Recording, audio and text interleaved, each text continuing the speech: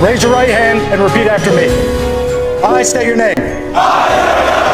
Do solemnly swear to support and defend the Constitution of the United States against all enemies, foreign and domestic, and to bear true faith and allegiance to the same. That I will obey the orders of the President of the United States and the orders of those officers appointed over me according to regulations and the Uniform Code of Military Justice.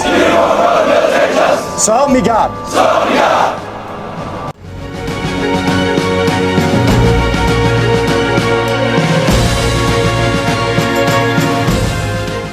Looking back on your time in the military, what positive lessons or inspirational experiences do you remember?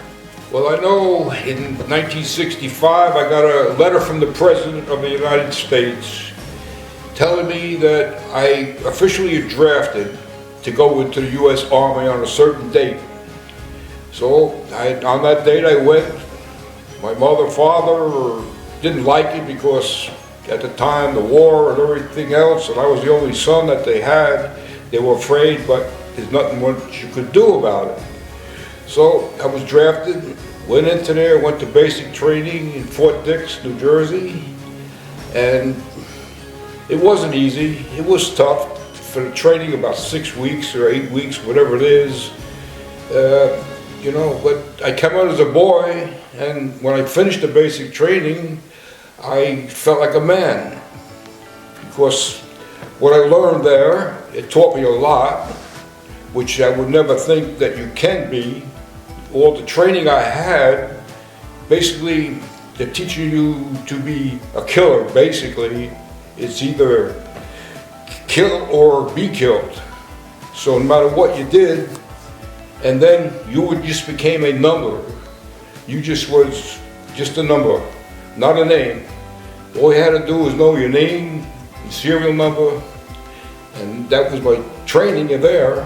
And they sent me to Korea, and I spent 13 months in Korea, up in the DMZ, and then I come out of there and I came home after 14 months, and I was ETS out of the Army then. Then I went for inactive duty, and then standby duty, and I was finished my tour and became a veteran. It made me feel much more confident in myself. It gave me confidence because of the things I had to do there. It made me appreciate life a lot more and appreciate my family a lot more. It just made me feel better about myself in a lot of ways. In other ways, not so much, but in a lot of ways. I was drafted in 1965. At the time, I was pretty upset about it because I was too busy hanging out on the corner and being like a downtown smart. So when I got into basic training, I found out that my attitude needed to change really quick. Fortunately enough, looking back now, I remember the things that my father told me about being in the military. He was a decorated war hero. I was very proud of him. And so I changed my attitude real quick, based on mostly what my father had told me about the military. Keep your mouth shut, do what they have to say, and you'll be okay. So that experience alone kind of made a man out of me rather than a young boy that I was. So I've carried that attitude on my entire life, and basically that's kind of the inspiration that I got at the time.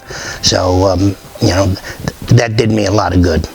Well, I guess the positive experiences would be just you start out as a 17-year-old going into the military, and needless to say, somewhat immature. And so there were lots of growing experiences in the military throughout a 30-year total career. So I think what I take from that is just the growth opportunities that I had, and I think they worked. Well, Out in the field, I knew that I had to depend on the people I was with, because we were a team, and it's something that stayed with me all my life. A lot of these people I'm still friends with. I keep in contact with them. How do you maintain your physical and emotional health today? Well, physical health, thank God for my wife. You know, she's into walking, so we go out and walk every day. Even during COVID, 20-degree weather, we were out walking. So physically, you know, I'm doing okay there. Not great, but I'm doing good. Yeah, and of course, Rose and I, my wife Rose, and we dance and we have a lot of fun. So we're always physically keeping healthy. Emotionally, most of the veterans that have been in war, when they come home, they have a lot to get over emotionally, and that's lasted me 50 years. So trying to deal with the emotional problems that we have, you know, we get help. First you have to recognize that you need help. Once you recognize that you need help, that's the first step. You're on your way to becoming emotionally healthy. So that's how I deal with it now. Well, I learned a lot because when I was in the Army, you stayed with a bunch of guys in the barracks, and you learned how to do things. They had inspections telling you how to do it. You know, I learned how to, tie socks together, wash your clothes. You had to take care of yourself. You had to have personal hygiene. They inspected all the time. Your weapons had to be clean. You had to be able to take that weapon apart, put it back together in the dark. And when you're on a zone, you know, it was no war at that time. Thank God there wasn't, that I wasn't in, but I still did my tour duty, which I was obligated to do. And it taught me a lot. It taught me to live with people that you're not living, excuse me, you're not living with two people, you're living with 20 or 30 people in one barracks. And it's not that easy. But you get used to it, you do your tour, and it teaches you a lot. And as of today, I still learn a lot because I was married 54 years, my wife passed away, and I was able to, now I'm able to help myself in a way because I learned it by being myself for 14 months or, in the service. It did teach me a lot. Well, that's an interesting question because just before I went on active duty, I probably was not the best specimen of health, probably overweight a little bit, even though I was in the National Guard at the time. But once I got on active duty, I then became much more self-conscious about health, and I also have a heart history with my family, so I was interested more than in making sure that I lived a longer life.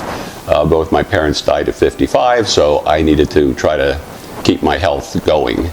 So I got into routines of running quite a bit and going to the gym, and there were a couple of us in my office at various assignments, and we would go out and run 10 miles at lunchtime.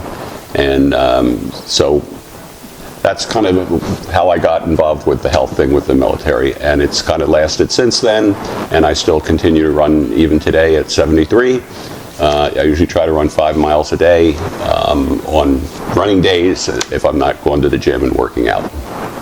Emotional health, I'm doing okay. Physical health, I sort of gained a little bit of what I lost, and other than that, I'm doing fairly well.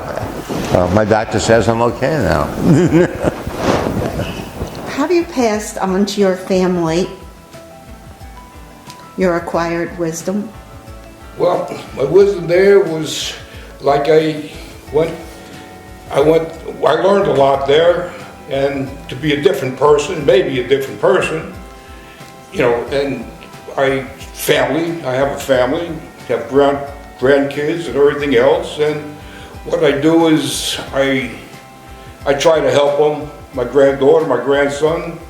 I'm proud of them, what I did to bring my kids up, and they're bringing their kids up better than me. They send them to schools and everything else, and they're learning. my granddaughter, I do marquetry, which is putting like pieces of wood together to make pictures. And she came over the house one day, and we started to do this. And within an hour, she learned how to do it. And today, she makes pictures just from cutting with a utility knife and stuff. So she does very well. And it taught me to be a good person, basically to be a family person. Not that much involved in it, but I'm still the grandfather, and they still love me, I hope. So that's all I can tell you. So when it comes to my family,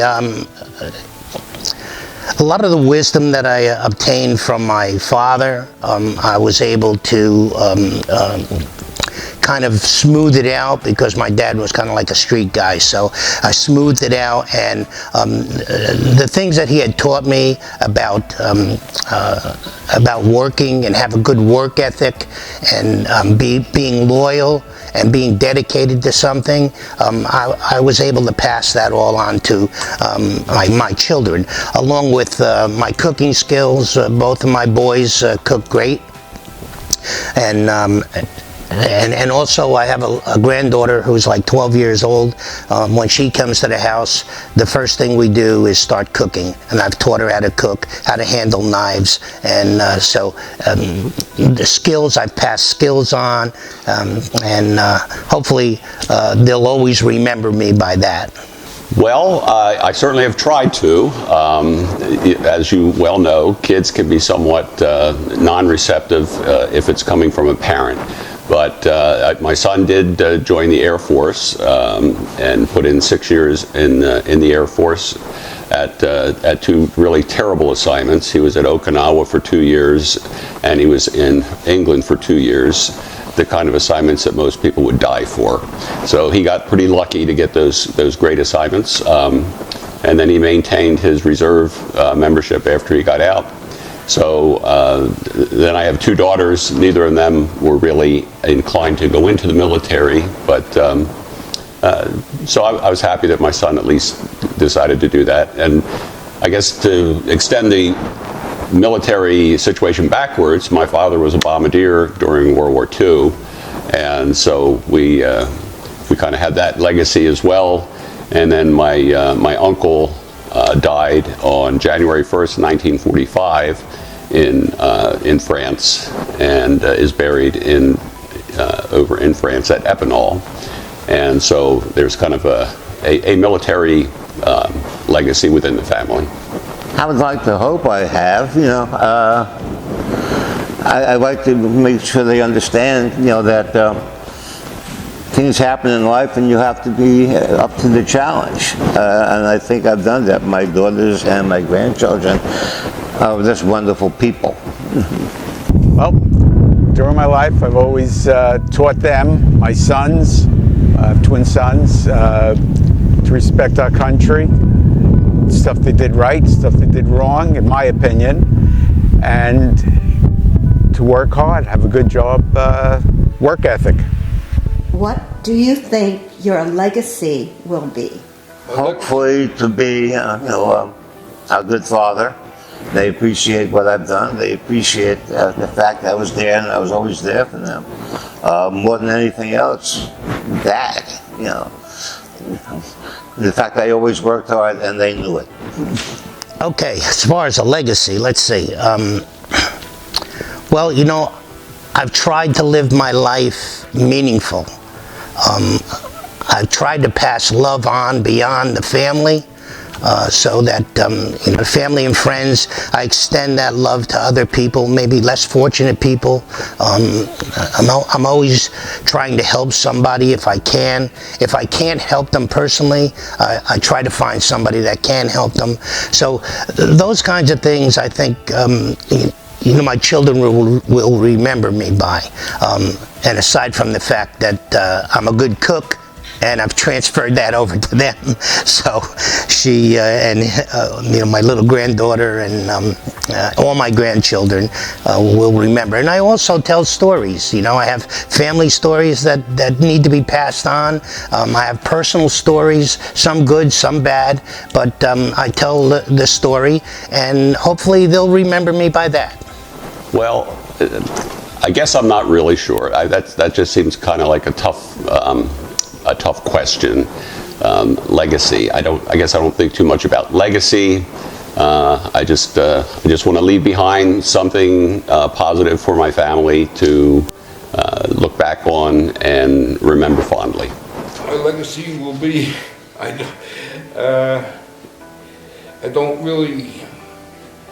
I just hope they follow in my footsteps that I didn't do.